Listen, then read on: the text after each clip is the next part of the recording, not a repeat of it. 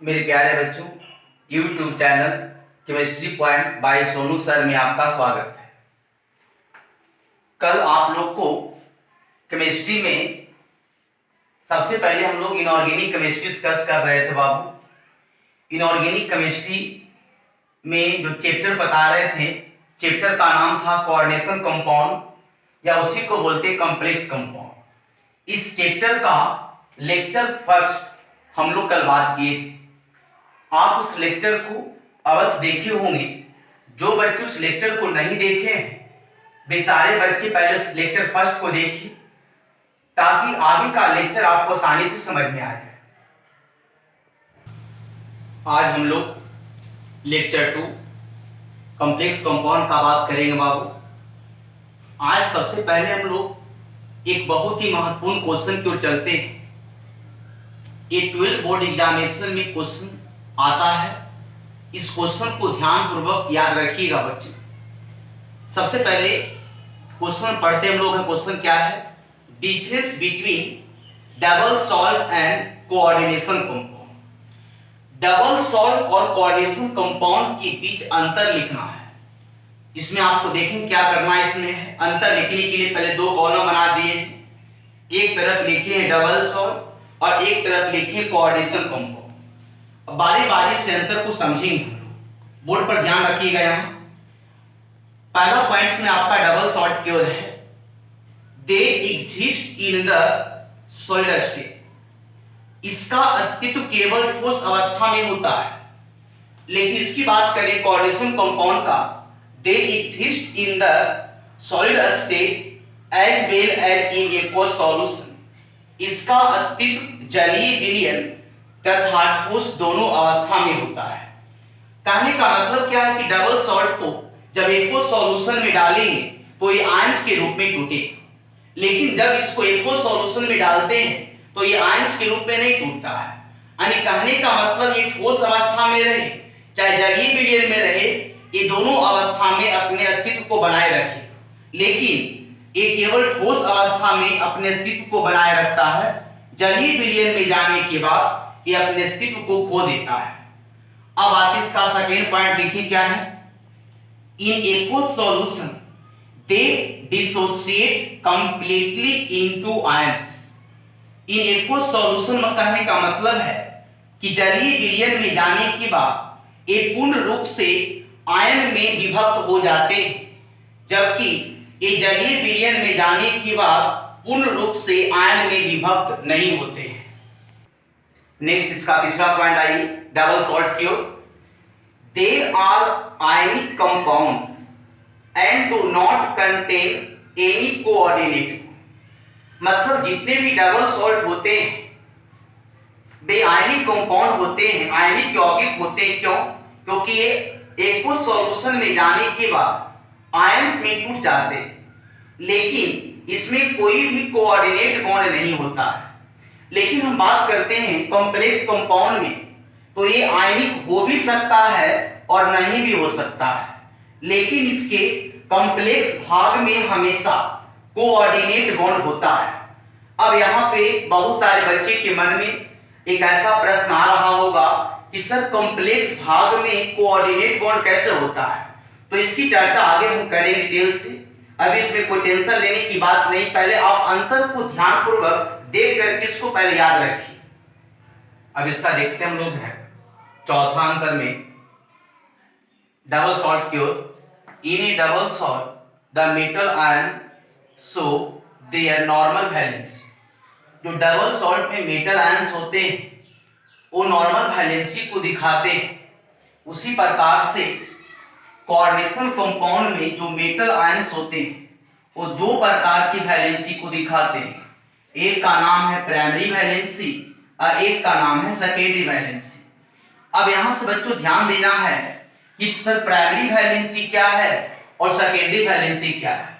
बहुत सारे बच्चे के मन में ऐसा प्रश्न आ रहा होगा कि प्राइमरी और सेकेंडरी सर किसको कहें? तो इसके बारे में हम लोग बर्नर थ्योरी में बात करेंगे। बर्नर थ्योरी आगे पढ़ाएंगे आप डिटेल से कि प्राइमरी वैलेंसी क्या होता है, सेकेंडरी वैलेंसी क्या होता है। इसके बारे में हम लोग आगे चर्चा करेंगे। अब हम लोग बात करेंगे different types of coordination compound. Coordination compound की विभिन्न प्रकार के बारे में बात करेंगे। यहाँ लिखे बाबू हम लोग कि on the basis of complex part या complex ion coordination compound are basically three types. मतलब कॉम्प्लेक्स पार्ट या कॉम्प्लेक्स आयन के आधार पर कोऑर्डिनेशन कंपाउंड को सामान्यतः हम लोग तीन पार्ट में इसको बांटते हैं, जिसमें पहला है cationic complex compound, anionic complex compound और एक होता है न्यूट्रल कॉम्प्लेक्स कंपाउंड। ये तीनों कॉम्प्लेक्स कंपाउंड आपके लिए काफी इंपॉर्टेंट है। तीनों को समझना होगा कि कौन सा कॉम्प्लेक्स केटायनिक है, कौन सा एनायनिक है और कौन सा न्यूट्रल है। मान लें आपके एग्जांपल में कॉम्प्लेक्स दिया रहेगा, अब तीनों का पहचान करना बहुत आवश्यक है। जब तक तीनों का पहचान करेंगे नहीं तब कॉम्प्लेक्स कंपाउंड का आप नॉमेनक्लेचर का मतलब नामकरण इसका नहीं लिख सकते। तो बारी बारी से हम लोग तीनों को समझेंगे कि केटायनिक कॉम्प्लेक्स क्या है, एनायनिक कॉम्प्लेक्स क्या है और न्यूट्रल कॉम्प्लेक्स क्या है। अब हम लोग सबसे पहला बात करते हैं केटायनिक कॉम्प्लेक्स कंपाउंड। केटायनिक कॉम्प्लेक्स कंपाउंड का पहचान हम कैसे करेंगे, इसको देखिए ध्यान से। जब इसको आप तोड़िएगा तो ये टूटता है इस प्रकार से है, देखिए ध्यान से, CuNH3 का होल 4 और यहाँ पे प्लस SO4 पर यहाँ 2 माइनस। हम कल बताए थे कि यहाँ पे बाबू आपको ध्यान रखना है कि अगर यहाँ पे इस पार्ट पे अगर माइनस है तो यहाँ पे आपका पॉजिटिव होगा, यानी कहने का मतलब यहाँ 2 माइनस है तो यहाँ 2 प्लस होगा, क्योंकि किसी भी कॉम्प्लेक्स में प्लस और माइनस हमेशा बराबर होता है। अब देखिए ध्यान से केटायनिक कॉम्प्लेक्स कहेंगे किसको, तो आपको देखना कल बताए थे कि इस पार्ट को हम बोलते हैं कॉम्प्लेक्स पार्ट बोलते हैं, कॉम्प्लेक्स पार्ट बोलते हैं, या इसी को हम लिखते हैं कॉम्प्लेक्स आयन लिखते हैं। तो किसी भी कॉम्प्लेक्स में आपको देखना है, कॉम्प्लेक्स पार्ट पर देखना है कि कॉम्प्लेक्स पार्ट पर कौन सा चार्ज है। अगर कॉम्प्लेक्स पार्ट अगर केटायनिक है मतलब यहाँ प्लस चार्ज है, तब हमेशा एक कॉम्प्लेक्स जो है केटायनिक कॉम्प्लेक्स होगा। यानी कहने का मतलब कॉम्प्लेक्स पार्ट देखना कि कॉम्प्लेक्स पार्ट अगर पॉजिटिव चार्ज यानी कॉम्प्लेक्स पार्ट के ऊपर अगर पॉजिटिव है, इसका मतलब एक केटायनिक कॉम्प्लेक्स है। किसी को भी आप तोड़ के देख सकते हैं, यहाँ एक क्लोरीन पर 1 माइनस तो 3 पर 3 माइनस, मतलब यहाँ कै प्लस 3 प्लस। अब देखिए इसका कॉम्प्लेक्स पार्ट जो है क्या केटायनिक है कि नहीं, इसका मतलब इस कॉम्प्लेक्स को बोलेंगे केटायनिक कॉम्प्लेक्स कंपाउंड। उसी प्रकार से यहाँ देखिए एक ब्रोमीन पर 1 माइनस तो 3 पर यहाँ 3 माइनस, इसका मतलब इस पर 3 प्लस होगा। तो आप देख रहे हैं इसका जो कॉम्प्लेक्स पार्ट है इसके ऊपर में पॉजिटिव चार्ज है, इसका मतलब ये आपका केटायनिक कॉम्प्लेक्स है। उसी प्रकार से यहाँ भी देखिए एक क्लोरीन पर 1 माइनस तो 3 पर 3 माइनस और यहाँ पर 3 प्लस। आप देख रहे हैं इसका जो कॉम्प्लेक्स पार्ट है ना, इसके कॉम्प्लेक्स पार्ट के ऊपर पॉजिटिव चार्ज है, इसलिए इस कॉम्प्लेक्स को बोलेंगे केटायनिक कॉम्प्लेक्स है। तो केटायनिक कॉम्प्लेक्स में याद रखिएगा हमेशा कि कॉम्प्लेक्स पार्ट या कॉम्प्लेक्स आयन के ऊपर हमेशा पॉजिटिव चार्ज होता है। अब हम लोग एनायनिक कॉम्प्लेक्स कंपाउंड के बारे में बात करेंगे, इसकी पहचान कैसे करेंगे बाबू। अब सिंपल से समझना आपको, इसको आप आयंस के रूप में तोड़ दीजिए। यहाँ पे पोटेशियम है तो पोटेशियम पर 1 प्लस होता है, या इसके बाद आपको ध्यान देना होगा पोटेशियम यहाँ 4 है तो यहाँ 4 से आप इसमें गुना कर दीजिए।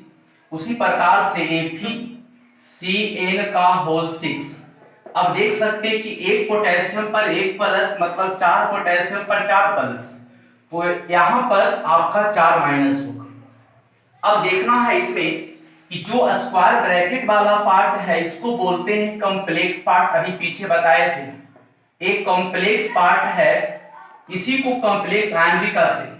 तो कॉम्प्लेक्स पार्ट के ऊपर यहाँ देखिए निगेटिव चार्ज है, और अगर कॉम्प्लेक्स पार्ट के ऊपर अगर निगेटिव चार्ज है तो इस प्रकार के कॉम्प्लेक्स को बोलेंगे एनायनिक कॉम्प्लेक्स। जैसे यहाँ आप देख सकते हैं डायरेक्ट एक पोटेशियम पर एक प्लस, तो 3 पोटेशियम पर 3 प्लस, तो यहाँ कितना माइनस हो गया, 3 माइनस। तो आप देख सकते हैं कि कॉम्प्लेक्स पार्ट के ऊपर नेगेटिव है, इसका मतलब ये एनायनिक कॉम्प्लेक्स है। उसी प्रकार से एक सोडियम के ऊपर एक प्लस, तो 3 सोडियम के ऊपर 3 प्लस, और यहाँ आप देख सकते हैं कि यहाँ होगा 3 माइनस। तो आप देखिए कि कॉम्प्लेक्स पार्ट के ऊपर यहाँ नेगेटिव है, तो इस कॉम्प्लेक्स को बोलेंगे एनायनिक कॉम्प्लेक्स है। तो यहाँ पे जितना भी एग्जाम्पल हम लिखे हैं ये सारा एग्जाम्पल आपका एनायनिक कॉम्प्लेक्स का है। अब हम लोग बात करते हैं न्यूट्रल कॉम्प्लेक्स कंपाउंड के बारे में। न्यूट्रल में क्या होता है कि जो ये बाबू एक कॉम्प्लेक्स पार्ट है, इसको बोलते हैं कॉम्प्लेक्स पार्ट है। एक कॉम्प्लेक्स पार्ट है, इसी को कॉम्प्लेक्स आयन भी बोलते हैं। तो यहां देखिए कि कॉम्प्लेक्स पार्ट या कॉम्प्लेक्स आयन के ऊपर में कोई चार्ज है, नहीं है। जब कॉम्प्लेक्स पार्ट के ऊपर कोई चार्ज नहीं है, इसका मतलब ये न्यूट्रल कॉम्प्लेक्स है। यहां पर भी देख सकते हैं इसके ऊपर में भी कोई चार्ज नहीं है, इसका मतलब ये भी न्यूट्रल कॉम्प्लेक्स है। यहां पर भी इसके ऊपर में कोई चार्ज नहीं है, इसका मतलब है ये भी न्यूट्रल कॉम्प्लेक्स है। तो आप याद रखिए कि अगर कॉम्प्लेक्स पार्ट के ऊपर कोई चार्ज नहीं है तो उस कॉम्प्लेक्स को बोलते हैं न्यूट्रल कॉम्प्लेक्स। अब हम लोग तीनों को एक साथ एग्जाम्पल के थ्रू समझते हम लोग हैं। इसमें आपको ध्यान देना बाबू, जितना भी यहाँ एग्जाम्पल लिखे हैं, अब आपको बताना है कि कौन सा कॉम्प्लेक्स केटायनिक है, कौन सा कॉम्प्लेक्स एनायनिक है और कौन सा कॉम्प्लेक्स न्यूट्रल है। तीनों का पहचान करने का आसान तरीका बताते हैं, एक ट्रिक के द्वारा आप पहचान इसको कर सकते हैं। आप ध्यान दीजिएगा, स्क्वायर ब्रैकेट को देखिएगा बाबू। ये स्क्वायर ब्रैकेट जो है आपका दिया हुआ, ये स्क्वायर ब्रैकेट वाले पार्ट को हम बताए थे किसको बोलते हैं कॉम्प्लेक्स पार्ट। अब इसको ध्यान दीजिएगा कि स्क्वायर ब्रैकेट के, अगर यहां ध्यान देना, स्क्वायर ब्रैकेट जो आपका दिखाई दे रहा मतलब कॉम्प्लेक्स पार्ट, स्क्वायर ब्रैकेट के अगर बाएं साइड में अगर कुछ लिखा हुआ है, बाएं साइड में अगर कुछ लिखा हुआ है, तब हमेशा यह कॉम्प्लेक्स जो होगा एनायनिक होगा। यह कॉम्प्लेक्स एनायनिक कैसे देखिए आप पता कर सकते, इसमें है कि एक पोटेशियम के ऊपर एक प्लस था, तो यहाँ 3 पोटेशियम के ऊपर 3 प्लस, तो यहाँ कितना माइनस होगा, 3 माइनस। तो आप देख लीजिए कि कॉम्प्लेक्स पार्ट के ऊपर नेगेटिव है, मतलब कॉम्प्लेक्स एनायनिक है। तो आप याद रखिएगा, हमेशा पहचानने का आसान तरीका है। बहुत सारे बच्चे बार बार इसको आयन में तोड़ते नहीं, तो आसानी से आप पहचान कर सकते हैं, कॉम्प्लेक्स देख करके बता सकते हैं कि कौन सा केटायनिक है कौन सा एनायनिक है। तो आप याद रखिए कि स्क्वायर ब्रैकेट के अगर बाएं साइड में कुछ लिखा हुआ है, तब हमेशा यह कॉम्प्लेक्स जो है एनायनिक होगा। उसी प्रकार से देखिए एक कॉम्प्लेक्स पार्ट है, इस कॉम्प्लेक्स पार्ट के दाएं साइड में अगर कुछ लिखा हुआ है, तब हमेशा ये कॉम्प्लेक्स आपका क्या होगा, केटायनिक होगा बाबू। कैसे, तो अब देखिए यहाँ ध्यान दीजिएगा कि एक क्लोरीन पर यहाँ माइनस है बउआ, एक माइनस यहाँ एक प्लस होगा, इसका मतलब देखिए कॉम्प्लेक्स पार्ट के ऊपर पॉजिटिव है, इसका मतलब ये आपका जो है यहाँ पर केटायनिक कॉम्प्लेक्स है।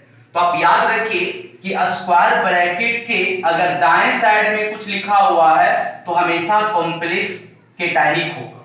यहाँ देखिए इसको पहचान कीजिए आप लोग, यहाँ दाएं साइड में लिखा हुआ है मतलब एक कॉम्प्लेक्स केटायनिक होगा। उसी प्रकार से आप ध्यान दीजिएगा, ये स्क्वायर ब्रैकेट को देखना है बच्चा, स्क्वायर ब्रैकेट के बाएं साइड में और दाएं साइड में अगर कुछ नहीं लिखा हुआ है, इसका मतलब कि कॉम्प्लेक्स आपका न्यूट्रल कॉम्प्लेक्स है, एक कॉम्प्लेक्स आपका न्यूट्रल है। तो आपको याद हो गया होगा कि अगर बाएं साइड में रहेगा, बाएं साइड में रहेगा तो कॉम्प्लेक्स हमेशा एनायनिक होगा। अगर दाएं साइड में कुछ लिखा हुआ है तो कॉम्प्लेक्स केटायनिक होगा। अगर बाएं और दाएं नहीं कुछ लिखा हुआ है तो कॉम्प्लेक्स हमेशा न्यूट्रल होगा। इसका देखिए अगला एग्जांपल देखिए, नीचे में जो दिया हुआ है यहाँ पे देख सकते हैं कि बाएं साइड में लिखा हुआ है, इसका मतलब है एक कॉम्प्लेक्स मेरा बताइए कैसा है बाबू, एनायनिक है। आगे और एग्जांपल समझते हैं हम लोग। इस कॉम्प्लेक्स को देखिए, यहाँ देखिए ध्यान से कि दाएं साइड में लिखा हुआ है जब दाएं साइड में लिखा हुआ इसका मतलब यहाँ पे ध्यान दीजिएगा एक कॉम्प्लेक्स जो होगा वो केटायनिक होगा, मतलब यहाँ केटायनिक कॉम्प्लेक्स है। इसमें बाएं और दाएं कुछ नहीं लिखा, मतलब यहाँ पे कॉम्प्लेक्स न्यूट्रल है। उसी प्रकार से यहाँ देखिए यहाँ पे दाएं लिखा हुआ है, इसका मतलब एक कॉम्प्लेक्स आपका केटायनिक कॉम्प्लेक्स है। यहाँ पे देखिए दाएं में लिखा हुआ है, इसका मतलब है एक कॉम्प्लेक्स केटायनिक है। तो तीनों कॉम्प्लेक्स का पहचान आप आसानी से कर सकते हैं कि कौन सा कॉम्प्लेक्स मेरा केटायनिक है और कौन सा कॉम्प्लेक्स मेरा एनायनिक है, कौन सा कॉम्प्लेक्स मेरा न्यूट्रल है। इस तीनों कंडीशन को आप याद रखिएगा, कॉम्प्लेक्स पहचानने का सबसे आसान तरीका है। हम लोग यहाँ पर नोट में करके देखते बाबू, यहाँ पे मैंने एक कॉम्प्लेक्स लिया है और यहाँ पे कॉम्प्लेक्स जो कंपाउंड लिए हैं, इस कॉम्प्लेक्स कंपाउंड के कौन कौन से पार्ट होते हैं इसके बारे में हम लोग चर्चा करेंगे। सबसे पहले देखते बच्चा, एक कॉम्प्लेक्स जो लिया गया है K4 FeCl का होल 6, ये पूरा एक ही कॉम्प्लेक्स है। इस कॉम्प्लेक्स में आप देखिए ध्यान से, जो यहाँ पे बाहर का क्षेत्र है वो चाहे आपका बाएं साइड में रहे चाहे दाएं साइड में रहे, जो बाहर का क्षेत्र है यानी कहने का मतलब क्या है, जो स्क्वायर ब्रैकेट से बाहर होता है उसको बोलते हम लोग हैं आयोनाइजेशन स्फीयर बोलते हैं। मतलब जो स्क्वायर ब्रैकेट के बाहर होता है, या तो बाएं साइड में हो या तो दाएं साइड में हो, जो बाहर होता है उसको बोलते हैं आयोनाइजेशन स्फीयर या उसी को बोलते हैं काउंटर आयन। हमेशा याद रखेंगे कि जो स्क्वायर ब्रैकेट के बाहर बाएं साइड में या दाएं साइड में होता है उसी को बोलते हैं आयनाइजेशन स्फीयर या काउंटर आयन। नेक्स्ट इसमें देखते हैं बाबू क्या है, ये स्क्वायर ब्रैकेट देखते हैं, ये बाएं साइड का स्क्वायर ब्रैकेट है और बाएं साइड के स्क्वायर ब्रैकेट के जस्ट बगल में जो आपका होता है उसको बोलते हैं सेंट्रल मेटल एटम बोलते हैं। यानी बाएं साइड के स्क्वायर ब्रैकेट के जस्ट बगल में जो होता है उसको बोलते हैं सेंट्रल मेटल एटम, और सेंट्रल मेटल एटम हमेशा जो है स्क्वायर ब्रैकेट के अंदर होगा, यानी कि बाहर होगा, हमेशा स्क्वायर ब्रैकेट के अंदर होगा। और बाएं साइड का जो स्क्वायर ब्रैकेट है उसके जस्ट बगल में जो यहाँ पर आपका है उसी का नाम है सेंट्रल मेटल एटम। यहाँ जो भी कुछ रहेगा सब होता है सेंट्रल मेटल एटम। इसी का और नाम हम लोग लिखते हैं सेंट्रल मेटल भी इसे लिखते हैं या इसी को सेंट्रल एटम भी लिखते हैं। अब देखेंगे कि सेंट्रल मेटल एटम के जस्ट बगल में जो भी कुछ रहता है उसको बोलते हैं बाबू हम लोग लिगेंड्स बोलते हैं, उसको बोलते हैं लिगेंड। लिगेंड का हिंदी लिगेंड ही होता है। सेंट्रल मेटल एटम के बगल में जो भी कुछ होता है उसको बोलते हैं लिगेंड। यहाँ लिगेंड एक टाइप का हो नहीं, इसमें लिगेंड एक या एक से अधिक टाइप का हो सकता है। तो यहाँ आप याद रखिए केवल कि सेंट्रल मेटल एटम के बगल में यहाँ पर जो भी कुछ रहता है उसको लिगेंड बोलते हैं। मतलब सेंट्रल मेटल एटम और लिगेंड हमेशा स्क्वायर ब्रैकेट के हमेशा अंदर होता है। सेंट्रल मेटल एटम और लिगेंड हमेशा स्क्वायर ब्रैकेट के अंदर होता है। अब कहता है इसमें छोटू, यहाँ पे जितना भी जो स्क्वायर ब्रैकेट का ये पूरा जो पार्ट है, इस पार्ट का एक स्पेशल नाम दिया गया है जिसको बोलते हम लोग हैं कोऑर्डिनेशन स्फीयर बोलते हैं, है ना। इस पूरे पार्ट को मतलब जो स्क्वायर ब्रैकेट से घिरा हुआ पार्ट है इसको बोलते हैं कोऑर्डिनेशन स्फीयर या इसी को बोलते हैं कोऑर्डिनेशन एंटिटी बोलते हैं।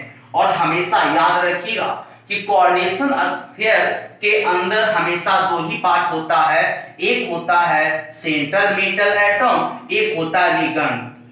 अब यहाँ पे आपको ध्यान देना है, जो लिगेंड के बगल में यहाँ लिखा हुआ 6 दिखाया आपको दे रहा होगा बाबू, ये 6 रिप्रेजेंट करता है कोऑर्डिनेशन नंबर को। एक कोऑर्डिनेशन नंबर का हिंदी होता है उप सहसंयोजक संख्या होता है, उप सहसंयोजक संख्या होता है। कोऑर्डिनेशन नंबर का हिंदी होता है उप सहसंयोजक संख्या होता है। जैसे इस एग्जांपल में आई मैं बताया भी क्या बाबू कि स्क्वायर ब्रैकेट के बाहर या तो बाएं साइड में या दाएं साइड में कुछ भी होता है उसको बोलते हैं हम लोग है बाबू आयोनाइजेशन स्फीयर बोलते, इसको बोलते हैं आयोनाइजेशन स्फीयर, है ना। अब देखिए ध्यान से, ये स्क्वायर ब्रैकेट के अंदर हम बात करें स्क्वायर ब्रैकेट में देखिएगा कि जो ब्रैकेट बाएं साइड में है उसके जस्ट बगल में जो होता है वो होता है सेंट्रल मेटल एटम होता है, या इसी को बोलते हैं सेंट्रल मेटल बोलते हैं, या इसी को सेंट्रल एटम कहते हैं। और सेंट्रल मेटल एटम के जस्ट जो बगल में होता है उसको बोलते हैं बाबू लिगेंड बोलते हैं।